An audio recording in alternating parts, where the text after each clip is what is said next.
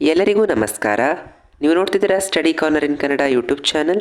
ನಾವು ಇಂದಿನ ವಿಡಿಯೋದಲ್ಲಿ 9ನೇ ತರಗತಿಯ ವಿಜ್ಞಾನ ವಿಷಯದ ನಿಮ್ಮ ಭಾಗ 1ರ ಪಠ್ಯಪುಸ್ತಕದಲ್ಲಿರತಕ್ಕಂತಹ ಅಧ್ಯಾಯ 1 ನಮ್ಮ ಸುತ್ತಮುತ್ತಲಿನ ದ್ರವ್ಯಗಳು, ಈ ಒಂದು ಅಧ್ಯಾಯದ ಪಠ್ಯದ ನಡುವಿನ ಪ್ರಶ್ನೋತ್ತರಗಳನ್ನು ನಾವು ಇಂದು ಡಿಸ್ಕಸ್ ಮಾಡ್ತಾ ಇದ್ದೇವೆ. ಇದು ಅಭ್ಯಾಸದ ಪ್ರಶ್ನೋತ್ತರಗಳು ಅಲ್ಲ, ಇದು ನಿಮ್ಮ ಪಾಠದ ಮಧ್ಯದಲ್ಲಿ ಇರುವಂತಹ ಪ್ರಶ್ನೋತ್ತರಗಳ ಪ್ರಶ್ನೆಗೆ ಉತ್ತರಗಳನ್ನು ಇಂದು ನಾವು ನೋಡ್ತಾ ಇದ್ದೇವೆ. ಆಯಿತಾ? ನೀವೇನಾದರೂ ಹೊಸಬರಾಗಿದ್ದರೆ ದಯವಿಟ್ಟು ನಮ್ಮ ಚಾನಲ್ನ ಸಬ್ಸ್ಕ್ರೈಬ್ ಆಗಿ, ಹಾಗೆ ಇದೇ ರೀತಿಯಾಗಿ ಇನ್ನು ಹೆಚ್ಚಿನ ವಿಡಿಯೋಗಳಿಗಾಗಿ ಲೈಕ್ ಮಾಡೋದನ್ನು ಮರಿಬೇಡಿ. ಬನ್ನಿ ಇವತ್ತಿನ ವಿಡಿಯೋನ ಶುರು ಮಾಡೋಣ. ನೋಡಿ, ಪಠ್ಯದ ಪ್ರಶ್ನೆಗಳು. ಅದರಲ್ಲಿ ನಾವೀಗ ಮೊದಲನೇದಾಗಿ ನಿಮ್ಮ ಪಠ್ಯ ಪ್ರಶ್ನೆಗಳಲ್ಲಿ ಮೊದಲನೇದು ಇರುವಂಥದ್ದು ಪುಟ ಸಂಖ್ಯೆ 5ರಲ್ಲಿ, ನಿಮ್ಮ ಭಾಗ 1ರ ಪಠ್ಯಪುಸ್ತಕದಲ್ಲಿ ಪುಟ ಸಂಖ್ಯೆ 5ರಲ್ಲಿರ್ತಕ್ಕಂತಹ ಪ್ರಶ್ನೆಗಳಿಗೀಗ ಉತ್ತರಗಳನ್ನು ನೋಡೋಣ. ನೋಡಿ, ಅಲ್ಲಿರ್ತಕ್ಕಂಥದ್ದು ಮೊದಲನೇ ಪ್ರಶ್ನೆ ಇದಾಗಿತ್ತು: ಈ ಕೆಳಗಿನ ಯಾವುವು ದ್ರವ್ಯಗಳಾಗಿವೆ ಅಂತ.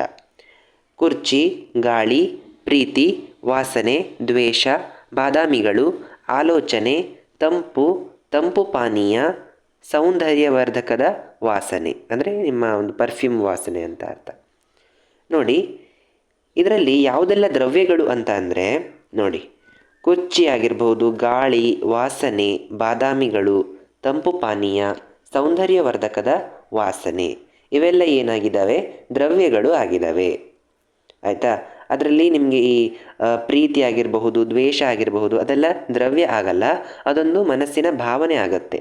ಆಯಿತಾ? ಹಾಗಾಗಿ ಅವುಗಳೆಲ್ಲ ಇದರಲ್ಲಿ ಆಗೋದಿಲ್ಲ. ಇದರಲ್ಲಿ ಆಗುವಂಥದ್ದು ಯಾವುದು? ಕುರ್ಚಿ ಆಗಿರಬಹುದು, ಗಾಳಿ, ವಾಸನೆ, ಬಾದಾಮಿಗಳು, ತಂಪು ಪಾನೀಯ ಮತ್ತು ಸೌಂದರ್ಯವರ್ಧಕದ ವಾಸನೆ ಆಗಿರಬಹುದು. ಇದಕ್ಕೆಲ್ಲವೂ ಕೂಡ ದ್ರವ್ಯಗಳಾಗಿವೆ.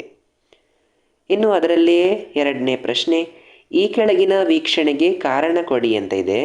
ನಿಮಗೆ ಬಹಳ ದೂರದಿಂದಲೇ ಬಿಸಿ ಆಹಾರದ ವಾಸನೆ ತಿಳಿಯುತ್ತದೆ, ಆದರೆ ತಂಪಾದ ಆಹಾರದ ವಾಸನೆಯನ್ನು ತಿಳಿಯಲು ನೀವು ಆಹಾರದ ಹತ್ತಿರ ಹೋಗಬೇಕೇ ಅಂತ ಕೇಳ್ತಾ ಇದ್ದಾರೆ. ಏನು, ಬಿಸಿ ಆಹಾರ ಇದೆಯಲ್ವಾ, ಅದರ ವಾಸನೆ ನಿಮಗೆ ಬಹಳ ದೂರದವರೆಗೂ ನಿಮಗೆ ತಲುಪತ್ತೆ, ಏನೋ ಅಲ್ಲಿ ಮಾಡ್ತಾ ಇದ್ದಾರೆ ಅಂತ ಗೊತ್ತಾಗತ್ತೆ. ಆದರೆ ತಂಪಾದ ಆಹಾರ ಇದ್ದರೆ ಅದನ್ನು ತಿಳಿಲಿಕ್ಕೆ ನಾವು ಅದರ ಹತ್ತಿರ ಹೋಗಬೇಕಾ ಅಂತ ಕೇಳ್ತಾ ಇದ್ದಾರೆ. ಅದಕ್ಕೇನು ನಾವು ಕಾರಣವನ್ನು ಕೊಡಬೇಕು. ಇದಕ್ಕೆ ಉತ್ತರ ಏನಂದರೆ, ದ್ರವ್ಯ ಕಣಗಳು ನಿರಂತರವಾಗಿ ಚಲನೆಯಲ್ಲಿರುತ್ತವೆ ಅಂತ ನಮಗೆ ಗೊತ್ತಿದೆ. ತಾಪ ಹೆಚ್ಚಾದಂತೆ ದ್ರವ್ಯ ಕಣಗಳ ಚಲನಶಕ್ತಿಯೂ ಹೆಚ್ಚಾಗುತ್ತದೆ. ಏನಾಗುತ್ತೆ? ಅದನ್ನು ಬಿಸಿ ಮಾಡಿದಾಗ, ಅದಕ್ಕೆ ತಾಪವನ್ನು ಕೊಟ್ಟಾಗ ಅದರ ಚಲನಶಕ್ತಿ ಏನಾಗುತ್ತೆ? ಜಾಸ್ತಿ ಆಗುತ್ತೆ ಆ ದ್ರವ್ಯದ ಕಣಗಳ. ಆದ್ದರಿಂದ ಏನಾಗುತ್ತೆ? ಬಿಸಿ ಆಹಾರದ ವಾಸನೆಯ ಕಣಗಳು ಗಾಳಿಯ ಕಣಗಳೊಂದಿಗೆ ಸೇರಿ ಆಹಾರದ ವಾಸನೆಯು ದೂರದಿಂದಲೇ ನಮಗೆ ತಿಳಿಯುತ್ತದೆ. ಏನಾಗುತ್ತೆ? ಅದು ಬಿಸಿ ಮಾಡಿದಾಗ ಆ ಒಂದು ಕಣದಲ್ಲಿರ್ತಕ್ಕಂತಹ ಚಲನಶಕ್ತಿ ಏನಾಗುತ್ತೆ? ಜಾಸ್ತಿ ಆಗುತ್ತೆ. ಅನಂತರ ಆ ಒಂದು ಕಣಗಳು, ಆ ಒಂದು ವಾಸನೆಯ ಕಣಗಳು ಏನು ಮಾಡ್ತವೆ? ಈ ಒಂದು ವಾತಾವರಣದಲ್ಲಿರ್ತಕ್ಕಂತಹ ಗಾಳಿಯ ಕಣಗಳೊಂದಿಗೆ ಸೇರಿ ಆ ಒಂದು ದೂರದಲ್ಲಿ ತಯಾರಾಗ್ತಕ್ಕಂಥ ಆಹಾರದ ವಾಸನೆ ನಮಗೆ ತುಂಬ ದೂರದ ತನಕ ಅದು ತಿಳಿಯುವಂತೆ ಮಾಡ್ತದೆ ಅಂತ ನಾವು ಕಾರಣವನ್ನು ಕೊಡಬೇಕಿತ್ತು. ಮುಂದೆ ಮೂರನೆಯ ಪ್ರಶ್ನೆ: ಈಜುಗಾರನು ಈಜುಕೊಳದಲ್ಲಿ ನೀರನ್ನು ಸೀಳಿಕೊಂಡು ಧುಮುಕುತ್ತಾನೆ. ಈ ವೀಕ್ಷಣೆಯು ದ್ರವ್ಯದ ಯಾವ ಲಕ್ಷಣವನ್ನು ತೋರಿಸುತ್ತದೆ? ಈಗ ಈಜುಗಾರ ತನ್ನ ಕೈಗಳನ್ನು ಹಿಮ್ಮುಖವಾಗಿ ಈ ಥರ ಚಲಿಸಿ ನೀರನ್ನು ಸೀಳಿಕೊಂಡು ಆ ಒಂದು ನೀರಿನ ಆಕಾರಕ್ಕೆ ಧುಮುಕುತ್ತಾನಲ್ವಾ, ಇದು ದ್ರವ್ಯದ ಯಾವ ಲಕ್ಷಣವನ್ನು ಸೂಚಿಸ್ತದೆ ಅಂತ ಕೇಳಿದ್ದಾರೆ. ಇದಕ್ಕೆ ಉತ್ತರ: ದ್ರವ್ಯದ ಕಣಗಳು ಪರಸ್ಪರ ಆಕರ್ಷಿಸುತ್ತವೆ. ಅವನು ದ್ರವ್ಯದ ಕಣಗಳ ನಡುವೆ ಪರಸ್ಪರ ಆಕರ್ಷಣಾ ಬಲ ಇರ್ತದೆ ಅನ್ನುವಂಥದ್ದನ್ನು ಇದು ಲಕ್ಷಣ ಆಗಿರ್ತದೆ ಈ ಒಂದು ಹೇಳಿಕೆಗೆ, ಈ ಒಂದು ವೀಕ್ಷಣೆಗೆ. ಆಯಿತಾ? ಮುಂದೆ ಇದರಲ್ಲೇ 4ನೇ ಪ್ರಶ್ನೆ ಏನಾಗಿತ್ತಂದರೆ, ದ್ರವ್ಯ ಕಣಗಳ ಗುಣಲಕ್ಷಣಗಳು ಯಾವುವು? ಈ ದ್ರವ್ಯದ ಕಣಗಳಿದೆಯವಲ್ವಾ, ಅವುಗಳ ಗುಣಲಕ್ಷಣಗಳು ಯಾವುದು ಅಂತ ಕೇಳಿದ್ದಾರೆ. ನೋಡಿ, ದ್ರವ್ಯದ ಕಣಗಳ ಗುಣಲಕ್ಷಣಗಳು ಯಾವುದಲ್ಲ ಅಂದರೆ, ಒಂದನೇದಾಗಿ ದ್ರವ್ಯ ಕಣಗಳ ಮಧ್ಯೆ ಖಾಲಿ ಸ್ಥಳಾವಕಾಶಗಳು ಕಂಡುಬರುತ್ತದೆ. ದ್ರವ್ಯ ಕಣಗಳು ನಿರಂತರವಾಗಿ ಚಲನೆಯಲ್ಲಿರುತ್ತವೆ. ತಾಪ ಹೆಚ್ಚಾದಂತೆ ದ್ರವ್ಯ ಕಣಗಳ ಚಲನಶಕ್ತಿಯೂ ಹೆಚ್ಚಾಗುತ್ತದೆ. ದ್ರವ್ಯ ಕಣಗಳು ಪರಸ್ಪರ ಆಕರ್ಷಿಸುತ್ತವೆ. ಇದಿಷ್ಟೇನಾಗಿತ್ತು ದ್ರವ್ಯ ಕಣಗಳ ಗುಣಲಕ್ಷಣಗಳು. ನೋಡಿ, ಇಲ್ಲಿಗೆ ನಿಮ್ಮ ಪುಟ ಸಂಖ್ಯೆ 5ರಲ್ಲಿರ್ತಕ್ಕಂಥ ಪ್ರಶ್ನೋತ್ತರಗಳು ಮುಗೀತು. ಈಗ ಪುಟ ಸಂಖ್ಯೆ 9ರಲ್ಲಿರ್ತಕ್ಕಂತಹ ಇಂಟೆಕ್ಸ್ಟ್ ಕ್ವಶನನ್ನು ನೋಡೋಣ. ನೋಡಿ, ಅದರಲ್ಲಿರ್ತಕ್ಕಂಥದ್ದು 1ನೇ ಪ್ರಶ್ನೆ: ವಸ್ತುವಿನ ಏಕಮಾನ ಗಾತ್ರ ಮತ್ತು ರಾಶಿಗಳ ಅನುಪಾತಕ್ಕೆ ಸಾಂದ್ರತೆ ಎನ್ನುತ್ತಾರೆ. ಆಯಿತಾ? ಏಕಮಾನ ಗಾತ್ರ ಮತ್ತು ರಾಶಿಗಳ ಅನುಪಾತ. ನೋಡಿ, ಸಾಂದ್ರತೆ ಇಸ್ ಈಕ್ವಲ್ಸ್ ಟು ರಾಶಿ ಡಿವೈಡೆಡ್ ಬೈ ಗಾತ್ರ ಅಂತ ಅರ್ಥ. ಈಗ ಈ ಕೆಳಗಿನವುಗಳನ್ನು ಅವುಗಳ ಸಾಂದ್ರತೆಯ ಏರಿಕೆ ಕ್ರಮದಲ್ಲಿ ಜೋಡಿಸಿ. ಅಂದರೆ ಕಡಿಮೆ ಸಾಂದ್ರತೆಯ ಏನು ಅವುಗಳನ್ನು ಮೊದಲು ಬರೀಬೇಕು, ಅನಂತರ ಸಾಂದ್ರತೆಯ ಕ್ರಮ ಏನಾಗಬೇಕು, ಏರಿಕೆ ಆಗ್ತಾ ಹೋಗಬೇಕು. ನೋಡಿ ಏನಂದರೆ, ಮೊದಲನೇದಾಗಿ ಗಾಳಿ, ಅನಂತರ ಚಿಮಿನಿಯ ನಿಷ್ಕಾಸ, ಅನಂತರ ಹತ್ತಿ, ಅನಂತರ ನೀರು, ಅನಂತರ ಜೇನು, ಸೀಮೆ ಸುಣ್ಣ, ಕಬ್ಬಿಣ. ಏನಾಗುತ್ತೆ, ಈ ಒಂದು ಅನಿಲ ಸ್ಥಿತಿಯಲ್ಲಿ ಏನಾಗಿರುತ್ತೆ, ಅವುಗಳ ಸಾಂದ್ರತೆ ಏನಾಗಿರುತ್ತೆ, ಕಡಿಮೆ ಇರುತ್ತೆ. ಆಯಿತಾ. ಈ ಅದರಲ್ಲಿ ಕಣಗಳ ನಡುವೆ ಏನು ಅಂತರ ಕಡಿಮೆ ಆಗ್ತಾ ಹೋದಂತೆ ಅವುಗಳು ಒತ್ತೊತ್ತಾಗಿ ಜೋಡಣೆ ಆದಾಗ ಅಲ್ಲಿ ಸಾಂದ್ರತೆಯ ಪ್ರಮಾಣ ಕೂಡ ಏರಿಕೆ ಆಗುತ್ತೆ. ನೋಡಿ, ಇಲ್ಲಿ ನೀವು ಕ್ರಮವಾಗಿ ನೋಡ್ಬೋದು, ಗಾಳಿ, ಚಿಮನಿಯ ನಿಷ್ಕಾಸ, ಹತ್ತಿ, ನೀರು, ಜೇನು, ಸೀಮೆ ಸುಣ್ಣ, ಕಬ್ಬಿಣ. ಕೊನೆಯದಾಗಿ ಏನು ಬಂತು, ಕಬ್ಬಿಣ ಬಂತು. ಆಯಿತಾ. ಮೊದಲನೇದಾಗಿ ಗಾಳಿ ಇತ್ತು, ಗಾಳಿಯಲ್ಲಿ ಸಾಂದ್ರತೆ ತುಂಬ ಕಡಿಮೆ, ಕಬ್ಬಿಣದಲ್ಲಿ ಇವುಗಳಲ್ಲೇ ಅತಿ ಹೆಚ್ಚು ಸಾಂದ್ರತೆ ಇರುವಂಥದ್ದು. ಆಯಿತಾ. ಈ ರೀತಿಯಾಗಿ ನೀವು ಇದನ್ನು ಏರಿಕೆ ಕ್ರಮದಲ್ಲಿ ಜೋಡಿಸಬೇಕಿತ್ತು. ಮುಂದೆ ಇದರಲ್ಲಿ ಎರಡನೇ ಪ್ರಶ್ನೆ, ಅದರಲ್ಲಿ ಎ ಅಂತ ಇದೆ, ದ್ರವ್ಯ ಸ್ಥಿತಿಗಳಲ್ಲಿನ ಗುಣಗಳ ವ್ಯತ್ಯಾಸಗಳನ್ನು ಬರೆಯಿರಿ. ಈಗ ದ್ರವ್ಯದ ಸ್ಥಿತಿಗಳಿದಾವಲ್ವ, ಘನ, ದ್ರವ, ಅನಿಲ ಅಂತ, ಅವುಗಳ ನಡುವಿನ ವ್ಯತ್ಯಾಸವನ್ನು ಬರೆಯಿರಿ ಅಂತ ಕೊಟ್ಟಿದ್ದಾರೆ. ನೋಡಿ, ಇಲ್ಲಿ ಏನು ಬರೆದಿದ್ದೀನಿ ಅಂದರೆ ಗುಣಗಳನ್ನು ಬರೆದಿದ್ದೀನಿ. ಇಲ್ಲಿ ಘನ, ದ್ರವ, ಅನಿಲಗಳು ಈ ಗುಣದ ಆಧಾರದ ಮೇಲೆ ಅವುಗಳನ್ನು ವ್ಯತ್ಯಾಸಿಸಲಾಗಿದೆ. ನೋಡಿ, ಮೊದಲನೇ ಗುಣ ಇಲ್ಲಿ ಆಕಾರ ಅಂತ ಇದೆ. ಆಯಿತಾ. ಘನಗಳಿಗೇನಿದೆ, ನಿರ್ದಿಷ್ಟವಾದ ಆಕಾರ ಇದೆ. ದ್ರವಗಳಿಗೆ ನಿರ್ದಿಷ್ಟವಾದ ಆಕಾರ ಇಲ್ಲ, ಅನಿಲಗಳಿಗೂ ಕೂಡ ನಿರ್ದಿಷ್ಟವಾದ ಆಕಾರ ಇಲ್ಲ. ಇನ್ನು ಗಾತ್ರದ ವಿಚಾರವಾಗಿ ನೋಡಬೇಕಂದ್ರೆ ಘನಗಳಿಗೆ ಸ್ಥಿರವಾದ ಗಾತ್ರ ಇದೆ, ದ್ರವಗಳಿಗೆ ನಿರ್ದಿಷ್ಟವಾದಂತಹ ಗಾತ್ರ ಇದೆ, ಆದರೆ ಅನಿಲಗಳಿಗೆ ಗಾತ್ರ ಇಲ್ಲ. ಇಲ್ಲಿ ಕಣಗಳ ನಡುವಿನ ಅಂತರದಲ್ಲಿ ನೋಡಬೇಕಾದ್ರೆ ಘನಗಳಲ್ಲಿ ಅತ್ಯಂತ ಕಡಿಮೆ ಅಂತರ ಇರ್ತದೆ, ದ್ರವಗಳಲ್ಲಿ ಹೆಚ್ಚು ಅಂತರ, ಅನಿಲಗಳಲ್ಲಿ ತುಂಬ ಹೆಚ್ಚು ಅಂತರ ಇರ್ತದೆ. ಆಕರ್ಷಣ ಬಲದ ಮೇಲೆ ನೋಡಬೇಕು ಅಂದರೆ ಘನಗಳೇನಾಗಿರ್ತವೆ, ಪ್ರಬಲವಾಗಿರ್ತದೆ ಆಕರ್ಷಣ ಬಲ. ದ್ರವಗಳಲ್ಲಿ ಸ್ವಲ್ಪ ಕಡಿಮೆ ಇರ್ತದೆ ಆಕರ್ಷಣ ಬಲ, ಅನಿಲಗಳಲ್ಲಿ ಆಕರ್ಷಣ ಬಲ ಇವೆರಡಕ್ಕೆ ಹೋಲಿಸಿದರೆ ತುಂಬ ಕಡಿಮೆ ಇರ್ತದೆ. ಇನ್ನು ಚಲನಶಕ್ತಿ ಏನಿದೆ, ಘನಗಳಲ್ಲಿ ಕನಿಷ್ಠವಾಗಿರ್ತದೆ ಅಂದರೆ ತುಂಬ ಕಡಿಮೆ ಇರ್ತದೆ, ದ್ರವಗಳಲ್ಲಿ ಮಧ್ಯಂತರವಾಗಿರ್ತದೆ ಅಂದರೆ ಮೀಡಿಯಂ, ಇಲ್ಲಿ ಅನಿಲಗಳಲ್ಲಿ ಏನಾಗಿರ್ತದೆ, ತುಂಬ ಅಧಿಕವಾಗಿ ಇರ್ತದೆ. ಇನ್ನು ಸಾಂದ್ರತೆ ಮೇಲೆ ಹೇಳಬೇಕು ಅಂದರೆ ಇಲ್ಲಿ ಘನಗಳಿಗೆ ಸಾಂದ್ರತೆ ತುಂಬ ಹೆಚ್ಚು. ನಾವು ಆವಾಗಲೇ ನೋಡಿದ್ವಿ ಯಾವುದು, ಕಬ್ಬಿಣ ಅಂತ ಅಲ್ವಾ, ಅವುಗಳಿಗೆ ಸಾಂದ್ರತೆ ಹೆಚ್ಚು, ದ್ರವಕ್ಕೆ ಸಾಂದ್ರತೆ ಅವುಗಳಿಗೆ ಹೋಲಿಸಿದರೆ ಸ್ವಲ್ಪ ಕಡಿಮೆ, ಆದರೆ ಅನಿಲಗಳಿಗೆ ಸಾಂದ್ರತೆ ತುಂಬ ಕಡಿಮೆ ಇರ್ತದೆ. ಅದಕ್ಕೆ ಗಾಳಿಗೆ ಸಾಂದ್ರತೆ ತುಂಬ ಕಡಿಮೆ ಅಂತ ನಾವಾಗ ಏರಿಕೆ ಕ್ರಮದಲ್ಲಿ ಜೋಡಿಸುವಾಗ ಅದನ್ನು ಹಾಕಿದ್ದೇವೆ ಮೊದಲು. ಆಯಿತಾ. ಇದಿಷ್ಟಾಗಿತ್ತೇನು ದ್ರವ ಸ್ಥಿತಿಗಳ ನಡುವಿನ ವ್ಯತ್ಯಾಸಗಳು, ಘನ, ದ್ರವ ಮತ್ತು ಅನಿಲ ಸ್ಥಿತಿಗಳ ನಡುವಿನ ವ್ಯತ್ಯಾಸಗಳು ಅವುಗಳ ಏನು ಮೂಲ ಗುಣಗಳ ಆಧಾರದ ಮೇಲೆ. ಆಯಿತಾ. ಮುಂದೆ ಈಗ ಅದರಲ್ಲಿ ಇರ್ತಕ್ಕಂಥದ್ದು ಬಿ ಪ್ರಶ್ನೆ, ಈ ಕೆಳಗಿನವುಗಳನ್ನು ವ್ಯಾಖ್ಯಾನಿಸಿ ಅಂತ ಇದೆ. ವ್ಯಾಖ್ಯಾನಿಸಿ ಅಂದರೆ ಅದರ ಡೆಫಿನೇಷನನ್ನು ಬರಿಬೇಕು, ಅವುಗಳ ವ್ಯಾಖ್ಯಾನವನ್ನು ನೀವು ಬರಿಬೇಕು. ಅಂದರೆ ಏನು ಅಂತ ಬರಿಬೇಕಷ್ಟೇ, ಮತ್ತೇನಿಲ್ಲ. ನೋಡಿ, ಅದರಲ್ಲಿ ಮೊದಲನೇದು ಕಠಿಣತೆ ಅಂತ ಇದೆ. ಕಠಿಣತೆ ಅಂದರೆ ಏನು, ಆಕಾರದಲ್ಲಿ ಬದಲಾವಣೆಯನ್ನು ವಿರೋಧಿಸುವ ವಿದ್ಯಮಾನವನ್ನು ಕಠಿಣತೆ ಎನ್ನುವರು. ಏನು, ಆಕಾರದಲ್ಲಿ ಬದಲಾವಣೆಯನ್ನು ವಿರೋಧಿಸ್ತಕ್ಕಂತಹ ವಿದ್ಯಮಾನ, ಆಯಿತಾ, ಅದು ಕಠಿಣತೆ. ನೆಕ್ಸ್ಟ್ ಸಂಕೋಚ್ಯತೆ. ಸಂಕೋಚ್ಯತೆ ಅಂದರೆ ಏನು, ಬಾಹ್ಯ ಬಲಕ್ಕೊಳಪಡಿಸಿದಾಗ ಹೆಚ್ಚಿನ ಗಾತ್ರದ ದ್ರವ್ಯವು ಕಡಿಮೆ ಗಾತ್ರ ಹೊಂದುವ ಕ್ರಿಯೆಯನ್ನು ಏನಂತ ಕರಿತೀವಿ, ಸಂಕೋಚ್ಯತೆ ಅಂತ ಕರಿತೀವಿ. ಇನ್ನು ಹುರಿಯುವಿಕೆ ಅಂತಂದರೆ ವಸ್ತುಗಳು ಹರಿಯುವ ಪ್ರಕ್ರಿಯೆಗೆ ಹರಿಯುವಿಕೆ ಎನ್ನುವರು. ಹರಿಯುವಿಕೆ, ಆಯಿತಾ. ಹರಿಯುವಿಕೆ, ಈಗ ನೀರನ್ನು ಹೀಗೆ ಮೇಲಿಂದ ಒಂದು ಬಟ್ಟಲಿಂದ ಕೆಳಗೆ ಹಾಕಿದರೆ ಅದೇನಂತ ಹರಿಯುತ್ತೆ ಅಲ್ವಾ, ಅದು ಹರಿಯುವಿಕೆ ಅಂತ ಕರಿತೀವಿ. ವಸ್ತುಗಳು ಹರಿಯುವಂತಹ ಪ್ರಕ್ರಿಯೆ, ಆಯಿತಾ, ಅದನ್ನೇನಂತ ಕರಿತೀವಿ, ಹರಿಯುವಿಕೆ ಅಂತ ಕರಿತೀವಿ. ಅಂದರೆ ಫ್ಲೋ ಆಗುವಂಥದ್ದು. ನೆಕ್ಸ್ಟ್ ಅನಿಲ ಜಾಡಿಗಳನ್ನು ತುಂಬುವಿಕೆ ಅಂದರೆ ಸಂಗ್ರಾಹಕಗಳಲ್ಲಿ ಅನಿಲಗಳನ್ನು ಸಂಗ್ರಹಿಸುವ ಪ್ರಕ್ರಿಯೆಗೆ ಅನಿಲ ಜಾಡಿಗಳನ್ನು ತುಂಬುವಿಕೆ ಎನ್ನುವರು. ಆಕಾರ ಅಂದರೆ ದ್ರವ್ಯಗಳ ನಿರ್ದಿಷ್ಟ ಗಡಿ ಅಥವಾ ಸುತ್ತಳತೆಯನ್ನು ಆಕಾರ ಎನ್ನುವರು. ಈಗ ದ್ರವ್ಯಗಳಿಗೆ ಒಂದು ನಿರ್ದಿಷ್ಟ ಗಡಿ ಇರ್ತದೆ. ಈಗ ಒಂದು ಪೆಟ್ಟಿಗೆ ಅಂತ ಆದರೆ ಆ ಒಂದು ಪೆಟ್ಟಿಗೆಗೆ ಒಂದು ನಿರ್ದಿಷ್ಟ ಗಡಿ ಇರ್ತದೆ, ಅಂದರೆ ಅದರ ಒಂದು ನಿರ್ದಿಷ್ಟ ಪ್ರದೇಶ ಇರ್ತದೆ, ಅದಕ್ಕೆ ಒಂದು ಸುತ್ತಳತೆ ಇರ್ತದೆ. ಅದನ್ನೇನಂತ ಕರೀತಾರೆ, ಆಕಾರ ಅಂತ ಕರೀತಾರೆ. ಇನ್ನು ಚಲನಶಕ್ತಿ ಅಂದರೆ ಕಾಯ ಅಥವಾ ವಸ್ತುವು ಚಲನೆಯಿಂದ ಪಡೆದುಕೊಂಡ ಶಕ್ತಿಯನ್ನು ಚಲನಶಕ್ತಿ ಎನ್ನುವರು. ಈಗ ಯಾವುದಾದ್ರೂ ಒಂದು ವಸ್ತುವಿಗೆ ಏನಾದರೂ ನಾವು ಉಷ್ಣವನ್ನು ಕೊಟ್ಟಾಗ ಏನಾಗ್ತದೆ, ಅದರಲ್ಲಿರ್ತಕ್ಕ ಆ ಒಂದು ಕಣಗಳ ನಡುವಿನ ಚಲನಶಕ್ತಿ ಏನಾಗುತ್ತೆ, ಜಾಸ್ತಿ ಆಗುತ್ತೆ ಅಂತ ನಾವು ಕಲ್ತಿದ್ವಿ ಆಯಿತಾ. ಅದುವೇ ಚಲನಶಕ್ತಿ ಅಂತ ಕರೆಯುವಂಥದ್ದು. ಇನ್ನು ಸಾಂದ್ರತೆ ಅಂದರೆ ವಸ್ತುವಿನ ಏಕಮಾನ ಗಾತ್ರ, ಅದರ ಒಂದು ಗಾತ್ರ ಏನು ರಾಶಿ ಮತ್ತು ಒಂದು ವಸ್ತುವಿನ ಗಾತ್ರ ಮತ್ತು ರಾಶಿಗಳ ನಡುವಿನ ಒಂದು ಅನುಪಾತ, ರೇಷಿಯೋಗೆ ನಾವೇನಂತ ಕರಿತೀವಿ, ಸಾಂದ್ರತೆ ಅಂತ ಕರಿತೀವಿ. ಸಾಂದ್ರತೆಯ ಸೂತ್ರ ಏನು, ರಾಶಿ ಡಿವೈಡೆಡ್ ಬೈ ಗಾತ್ರ ಅನ್ನುವಂಥದ್ದು ಅದರ ಒಂದು ಫಾರ್ಮುಲಾ, ಅದರ ಸೂತ್ರ ಆಯಿತಾ. ಮುಂದೆ ಈಗ ನಾವು ಮೂರನೇ ಪ್ರಶ್ನೆಯನ್ನು ನೋಡೋಣ. ಕಾರಣ ಕೊಡಿ ಅಂತ ಕೊಟ್ಟಿದ್ದಾರೆ. ಅದರಲ್ಲಿರ್ತಕ್ಕಂಥದ್ದು ಎ ಪ್ರಶ್ನೆ ನೋಡಿ, ಇಟ್ಟಿರುವ ಪಾತ್ರೆಗಳಲ್ಲಿ ಅನಿಲವು ಸಂಪೂರ್ಣವಾಗಿ ತುಂಬಿರುತ್ತದೆ. ಈಗ ಒಂದು ಪಾತ್ರೆಯನ್ನು ನಾವು ಖಾಲಿ ಇಟ್ಟಾಗ ಅದರಲ್ಲಿ ಏನಾಗಿರ್ತದೆ, ಅನಿಲಗಳು ಸಂಪೂರ್ಣವಾಗಿ ತುಂಬಿರುತ್ತದೆ ಅಂತ ಹೇಳಿದ್ದಾರೆ. ಹೌದಾ? ನೋಡೋಣ. ನೋಡಿ, ಅನಿಲಗಳ ಕಣಗಳ ನಡುವಿನ ಅಂತರ ಮತ್ತು ಕಣಗಳ ಚಲನಶಕ್ತಿ ಗರಿಷ್ಠವಾಗಿರುತ್ತದೆ, ತುಂಬ ಹೆಚ್ಚಿರ್ತದೆ. ಕಣಗಳ ನಡುವಿನ ಆಕರ್ಷಣಾ ಬಲ ಅತ್ಯಂತ ಕಡಿಮೆ ಇರುತ್ತದೆ. ಆದುದರಿಂದ ಅನಿಲಗಳಲ್ಲಿ ಕಣಗಳು ಯಾವುದೇ ಕ್ರಮವಿಲ್ಲದೆ ಯಾದೃಚ್ಛಿಕವಾಗಿ ಅಂದರೆ ಅಡ್ಡಾದಿಡ್ಡಿಯಾಗಿ ಚಲಿಸ್ತಾ ಇರ್ತವೆ. ಹಾಗಾಗಿ ಇಟ್ಟಿರುವ ಪಾತ್ರೆಗಳಲ್ಲಿ ಅನಿಲವು ಸಂಪೂರ್ಣವಾಗಿ ತುಂಬಿರುತ್ತದೆ ಅಂತ ನಾವಿದಕ್ಕೆ ಕಾರಣವನ್ನು ಬರಿಬೇಕಿತ್ತು. ಮುಂದೆ ಅದರಲ್ಲಿ ಬಿ ಪ್ರಶ್ನೆ, ಸಂಗ್ರಾಹಕದ ಗೋಡೆಗಳ ಮೇಲೆ ಅನಿಲಗಳು ಒತ್ತಡ ಏರ್ಪಡಿಸುತ್ತವೆ ಅಂತ ಇದೆ.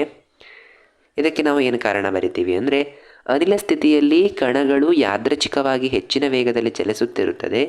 ಈ ರೀತಿಯ ಯಾದೃಚ್ಛಿಕ ಚಲನೆಯಿಂದಾಗಿ ಕಣಗಳು ಪರಸ್ಪರ ಬಡಿದುಕೊಳ್ಳುತ್ತದೆ, ಅಂದರೆ ಒಂದಕ್ಕೊಂದು ಡಿಕ್ಕಿಯನ್ನು ಹೊಡೆದುಕೊಳ್ತವೆ. ಮತ್ತು ಸಂಗ್ರಹದ ಗೋಡೆಗೆ ಕೂಡ ಅದು ಒತ್ತಡವನ್ನು ಹಾಕ್ತದೆ, ಅಂದರೆ ಅದಕ್ಕೆ ಡ್ಯಾಶ್ ಹೊಡಿತದೆ. ಅನಿಲ ಕಣಗಳು ಸಂಗ್ರಾಹಕದ ಗೋಡೆಯ ಏಕಮಾನ ವಿಸ್ತೀರ್ಣದ ಮೇಲೆ ಏರ್ಪಡಿಸುವ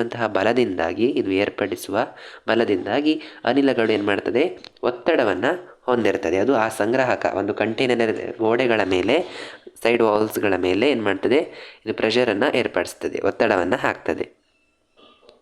ಮುಂದೆ ಸಿ ಪ್ರಶ್ನೆ, ಮರದ ಮೇಜನ್ನು ಘನವಸ್ತು ಎಂದು ಕರೆಯುತ್ತಾರೆ.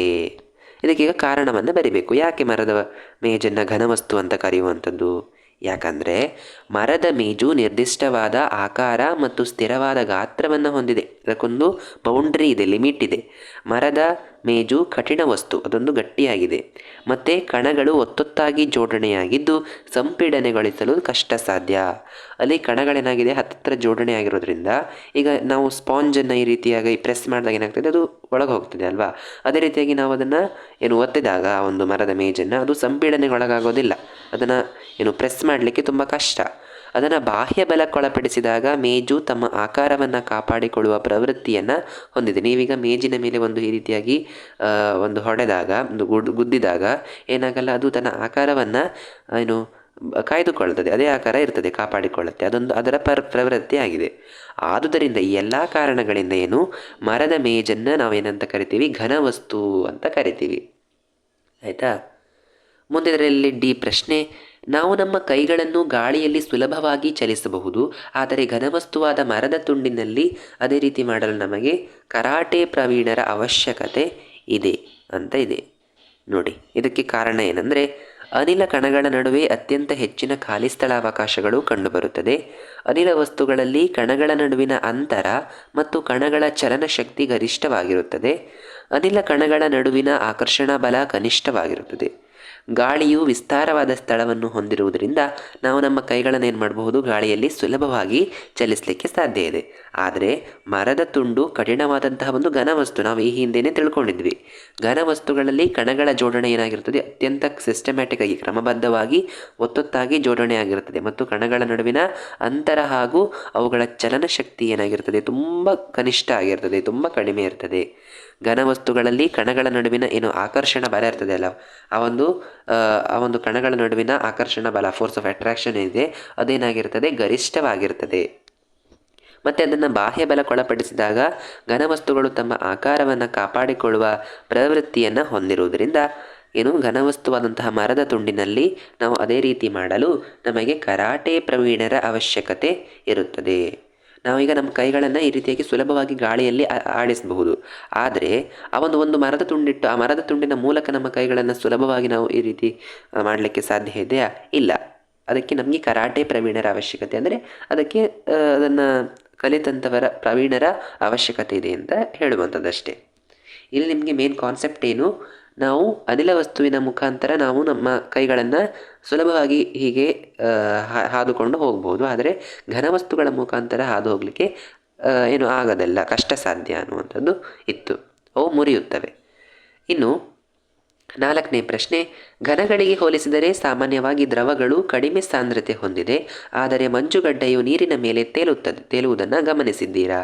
ಏಕೆ ಎಂಬುದನ್ನು ಕಂಡುಹಿಡಿದಿರಿ ಅಂತ ಕೊಟ್ಟಿದ್ದಾರೆ. ಈಗ ಘನಗಳಿಗೆ ಹೋಲಿಸಿದರೆ ಸಾಮಾನ್ಯವಾಗಿ ಏನು ದ್ರವಗಳು ಕಡಿಮೆ ಸಾಂದ್ರತೆ ಹೊಂದಿರುವುದಂದ್ರೆ ನಮಗೆ ಗೊತ್ತಿದೆ. ಆದರೆ ಏನಾಗಿದೆ, ಈ ಮಂಜುಗಡ್ಡೆ ಐಸ್ ಕ್ಯೂಬ್ಸ್ ಇದೆ ಅಲ್ವಾ, ಅದು ನೀವು ನೀರಿನ ಮೇಲೆ ಹಾಕಿದಾಗ ಏನಾಗ್ತದೆ, ಅದು ತೇಲುತ್ತೆ. ನೀವು ಗಮನಿಸಿರ್ಬೋದು, ಅದು ಘನವಸ್ತು ಆಗಿದ್ದರೂ ಕೂಡ ಅದು ತೇಲ್ತದೆ, ಮೇಲೆ ಕೆಳಗೆ ಹೋಗೋದಿಲ್ಲ. ಅದನ್ನು ಯಾಕೆ ಅಂತ ಕೇಳಿದ್ದಾರೆ ಇಲ್ಲಿ. ಯಾಕಂದರೆ ವಸ್ತುವಿನ ಏಕಮಾನ ಗಾತ್ರ ಮತ್ತು ರಾಶಿಗಳ ಅನುಪಾತಕ್ಕೆ ನಾವೇನಂತ ಕರಿತೀವಿ, ಸಾಂದ್ರತೆ ಅಂತ ಕರಿತೀವಿ. ಇದರ ಸೂತ್ರ ನಿಮಗೆ ಗೊತ್ತಿದೆ. ವಸ್ತುವಿನ ಗಾತ್ರ ಏನಾಗ್ತದೆ, ಹೆಚ್ಚಾದಂತೆ ಸಾಂದ್ರತೆ ಏನಾಗ್ತದೆ, ಕಡಿಮೆ ಆಗ್ತಾ ಹೋಗ್ತದೆ. ಮಂಜುಗಡ್ಡೆ ಘನವಸ್ತುವಾದರೂ ಮಂಜುಗಡ್ಡೆಯ ಕಣಗಳ ನಡುವೆ ಅತ್ಯಂತ ಹೆಚ್ಚಿನ ಖಾಲಿ ಸ್ಥಳಾವಕಾಶಗಳು ಕಂಡುಬರುತ್ತದೆ. ಏನು, ಇಲ್ಲಿ ಮಂಜುಗಡ್ಡೆಯದೊಂದು ಘನವಸ್ತು ಆದರೂ ಕೂಡ ಅದರಲ್ಲಿ ಕಣಗಳು ಏನು ಒತ್ತೊತ್ತಾಗಿ ಜೋಡಣೆ ಆಗಿರೋದಿಲ್ಲ, ಅದರ ನಡುವಿನ ಅಂತರ ಜಾಸ್ತಿ ಇರ್ತದೆ. ನೀವು ಐಸ್ ಕ್ಯೂಬನ್ನು ಈ ರೀತಿ ಪ್ರೆಸ್ ಮಾಡಿದಾಗ ಮಧ್ಯ ಮಧ್ಯ ಅಲ್ಲೇನಾಗಿರುತ್ತೆ, ಖಾಲಿ ಜಾಗಗಳು ಇರ್ತವೆ. ಆಯಿತಾ? ಮಂಜುಗಡ್ಡೆಯ ಕಣಗಳ ನಡುವೆ ಅತ್ಯಂತ ಹೆಚ್ಚಿನ ಖಾಲಿ ಸ್ಥಳಾವಕಾಶಗಳು ಕಂಡುಬರುತ್ತದೆ. ನೀರಿನ ಕಣಗಳ ನಡುವೆ ಇರುವ ಖಾಲಿ ಸ್ಥಳಾವಕಾಶಗಳಿಗಿಂತ ಮಂಜುಗಡ್ಡೆಯ ಕಣಗಳ ನಡುವೆ ಇರುವ ಖಾಲಿ ಸ್ಥಳಾವಕಾಶಗಳು ಹೆಚ್ಚು. ಈಗ ನೀರನ್ನು ತಗೊಂಡ್ರೆ ಅದರ ನಡುವೆ ಖಾಲಿ ಸ್ಥಳಾವಕಾಶಗಳು ತುಂಬ ಕಡಿಮೆ ಇರ್ತದೆ, ಆದರೆ ಮಂಜುಗಡ್ಡೆಯಲ್ಲಿ ತುಂಬ ಜಾಸ್ತಿ ಇರ್ತದೆ. ಆದುದರಿಂದ ಏನಾಗುತ್ತೆ, ಮಂಜುಗಡ್ಡೆಯ ಸಾಂದ್ರತೆ ನೀರಿನ ಸಾಂದ್ರತೆಗಿಂತಲೂ ಕೂಡ ಕಡಿಮೆ ಆಗ್ತದೆ. ಅದೊಂದು ಘನವಸ್ತು ಆಗಿದ್ದರೂ ಕೂಡ ಅದರ ಸಾಂದ್ರತೆ ಅನ್ನುವಂಥದ್ದು ನೀರಿನ ಸಾಂದ್ರತೆಗಿಂತ ಮತ್ತು ಕಡಿಮೆ ಆಗಿರೋದ್ರಿಂದ ಆಗತ್ತೆ ಅದು, ಯಾಕಂದರೆ ಅಲ್ಲಿ ಖಾಲಿ ಸ್ಥಳಾವಕಾಶಗಳಿವೆ. ಆದ್ದರಿಂದ ಏನಾಗುತ್ತದೆ, ಹಾಗಾಗಿ ಮಂಜುಗಡ್ಡೆಯು ನೀರಿನ ಮೇಲೆ ತೇಲುತ್ತದೆ ಅನ್ನುವಂಥದ್ದು ಏನಾಗಿದೆ, ಇದಕ್ಕೊಂದು ಸೈಂಟಿಫಿಕ್ ರೀಸನ್, ವೈಜ್ಞಾನಿಕ ಕಾರಣ ಆಗಿತ್ತು. ಇದನ್ನು ನೀವು ನೋಡ್ಬೋದು. ಇನ್ನು ನೆಕ್ಸ್ಟ್ ಏನಿದೆ, ಪುಟ ಸಂಖ್ಯೆ 13ರಲ್ಲಿ ಒಂದಷ್ಟು ಪ್ರಶ್ನೆಗಳನ್ನು ಕೊಟ್ಟಿದ್ದಾರೆ. ಅದಕ್ಕೀಗ ಉತ್ತರಗಳನ್ನು ನೋಡೋಣ ನಾವು.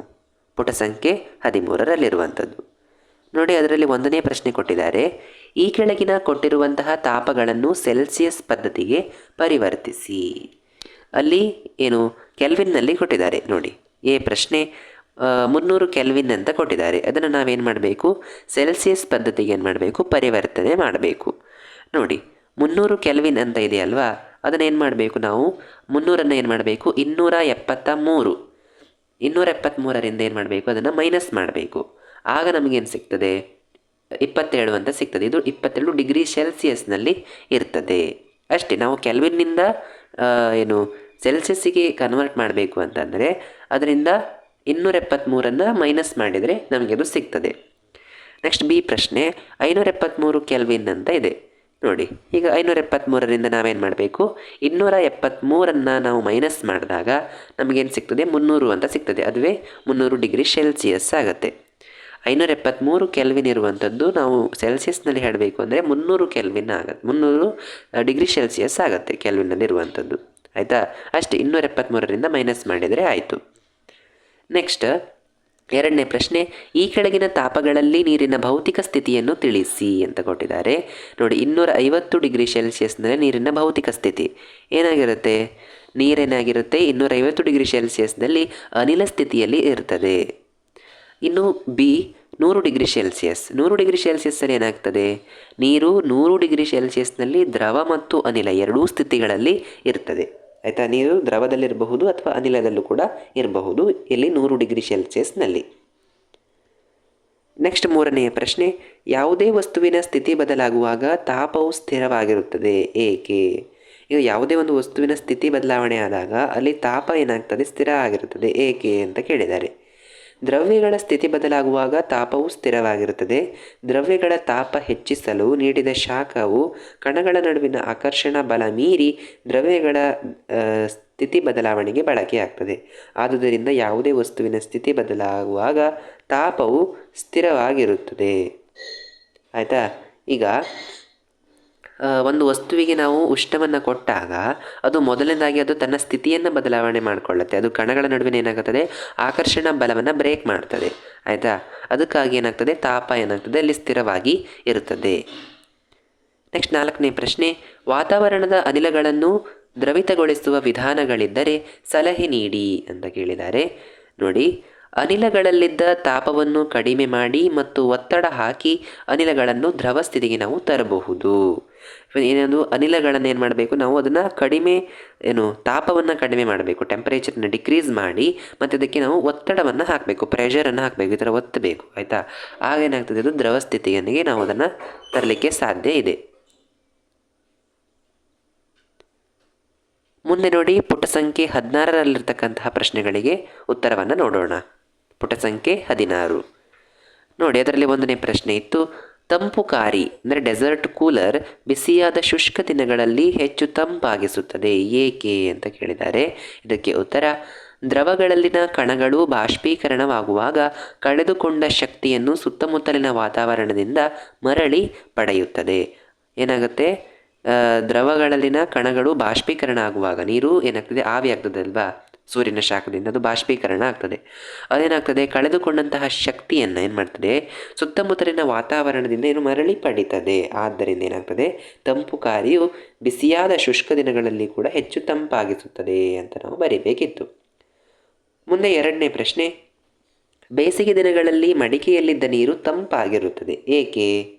ಉತ್ತರ, ನೀರು ಬಾಷ್ಪೀಕರಣವಾಗುವಾಗ ತಾಪಶಕ್ತಿಯನ್ನು ಹೀರಿಕೊಳ್ಳುವುದರಿಂದ ಮಡಕೆಯಲ್ಲಿನ ನೀರು ತಂಪಾಗಿರುತ್ತದೆ. ನೀರು ಬಾಷ್ಪೀಕರಣ ಆಗುವಾಗ ಅದು ಏನಾಗ್ತದೆ, ತಾಪಶಕ್ತಿಯನ್ನು ಹೀರಿಕೊಳ್ಳುತ್ತದೆ. ಹಾಗಾಗಿ ಏನಾಗ್ತದೆ, ಆ ಒಂದು ನೀರು ತಣ್ಣಗಾನ ಅನುಭವ ನಮಗಾಗ್ತದೆ, ಕುಡಿಯುವಾಗ ತಂಪು ಅನಿಸ್ತದೆ, ಅದಕ್ಕಾಗಿ. ನೆಕ್ಸ್ಟ್ 3ನೇ ಪ್ರಶ್ನೆ, ನಮ್ಮ ಅಂಗೈ ಮೇಲೆ ಸ್ವಲ್ಪ ಅಸಿಟೋನ್ ಅಥವಾ ಪೆಟ್ರೋಲ್ ಅಥವಾ ಸುಗಂಧ ದ್ರವ್ಯ ಬಿದ್ದಾಗ ತಂಪಿನ ಅನುಭವ ಆಗ್ತದೆ, ಏಕೆ? ಈಗ ನಮ್ಮ ಕೈ ಮೇಲೆ ಅಸಿಟೋನ್ ಅಂದರೆ ನಿಮ್ಮ ನೇಲ್ ಪಾಲಿಶ್ ರಿಮೂವರ್ ಅಂತ ಇರ್ತದಲ್ವಾ, ಅದಕ್ಕೆ ಅಸಿಟೋನ್ ಅಂತ ಕರೀತಾರೆ. ಆ ಒಂದು ಅಸಿಟೋನ್ ಅಥವಾ ಪೆಟ್ರೋಲ್ ಆಗಿರ್ಬೋದು ಅಥವಾ ಈ ಒಂದು ಸುಗಂಧ ದ್ರವ್ಯ ಪರ್ಫ್ಯೂಮ್ ಬಿದ್ದಾಗ ಒಂದು ರೀತಿಯ ತಣ್ಣನೆಯ ಅನುಭವ, ತಂಪಿನ ಅನುಭವ ಆಗ್ತದೆ.